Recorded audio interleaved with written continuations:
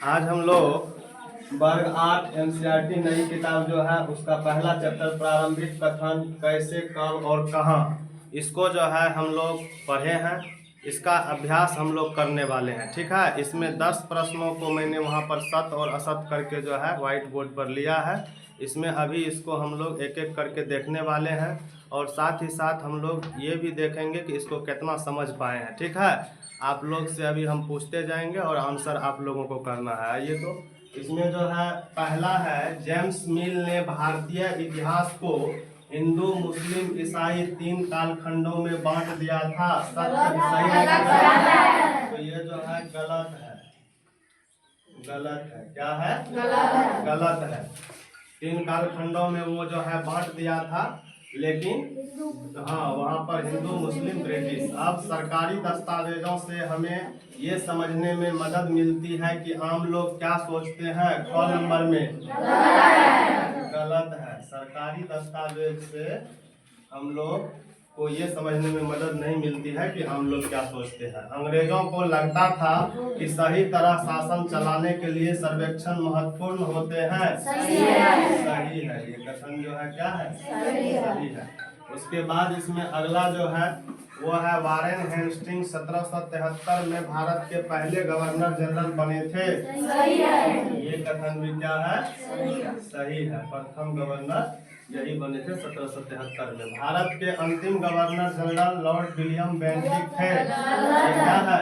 गलत है। कौन थे?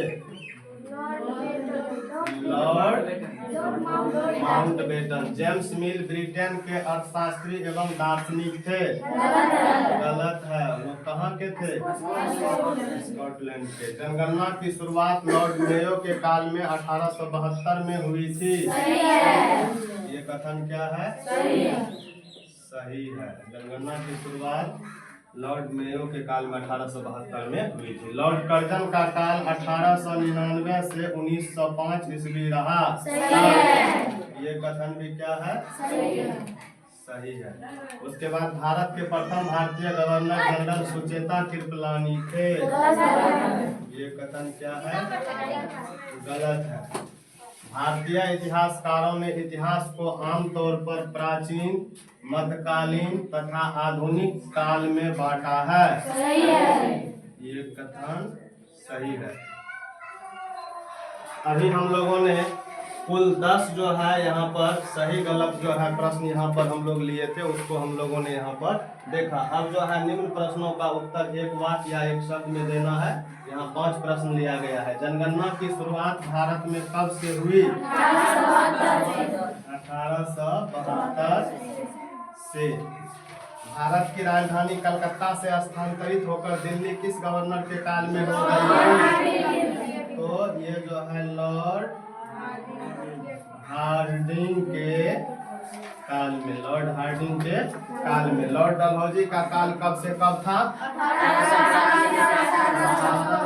1848 से 1856। ए हिस्ट्री ऑफ ब्रिटिश इंडिया नामक पुस्तक किसने लिखी? जेम्स मिल ने। किसने लिखी थी? जेम्स मिल ने। उसके बाद जो है रॉबर्ट क्लाइव ने हिंदुस्तान के नक्शे तैयार करने का काम जो है किनको सौंपा था? जेम्स रेनेल को। किसको सौंपे थे? जेम्स रेनेल को। तो अभी जो है हम लोग जितना पढ़े थे उसके आधार पर इसको हम लोगों ने अभी बनाया है। ठीक है, अभी इसमें जो है ये आप लोगों को समझ में आया ना? तो इसका मतलब हम लोग इस चैप्टर को अच्छे से समझे हैं। अब इसमें अगले जो अभ्यास हम लोग करेंगे तो उसमें और इसमें देखेंगे और प्रश्न जो है इसका कैसे होगा। अब इसमें जो है इसमें ये देखिए, यहाँ पर जनगणना की बात चली है ना। जनगणना जो है लॉर्ड मेयो के काल में जनगणना की शुरुआत हुई थी और नियमित जनगणना जो है वो रिपन के काल में शुरू हुई थी। किसके काल में? लॉर्ड रिपन के काल में नियमित जनगणना की शुरुआत हुई थी। जनगणना प्रत्येक 10 वर्षों पर होती है। कितने वर्षों पर? 10 वर्षों पर जनगणना जो है होती है। तब से शुरू हुई जनगणना अभी तक चली है। लास्ट जनगणना जो है कब हुई थी? 2011 में हुई थी। कब हुई थी? 2011 में हुई थी। और उसके बाद लॉर्ड कर्जन के बारे में यहाँ पर है। उनके समय का एक महत्वपूर्ण जो उनके समय की एक महत्वपूर्ण घटना है, वो है बंगाल विभाजन। क्या है? बंगाल विभाजन, जो कि 1905 में हुआ था, वो जो है उनके समय की महत्वपूर्ण घटना है। ठीक है, तो उसके बाद जो है इसमें लिट्टन के बारे में भी जो है इस चैप्टर में दिया गया है ना। तो लॉर्ड लिट्टन के बारे में हम लोग क्या पढ़े हैं, कुछ जानते हैं उनके बारे में?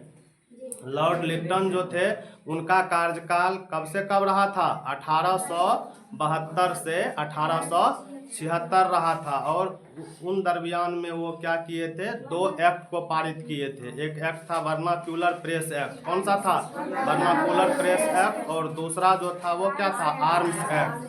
उसके बाद जो है इनके द्वारा जो काम किया गया था, कानून लाया गया था, उस कानून को फिर खत्म करने वाले कौन थे? लॉर्ड रिपन थे। यानी आर्म्स एक्ट को किसने खत्म किया? लॉर्ड रिपन ने। वर्नाकुलर प्रेस एक्ट को किसने खत्म किया?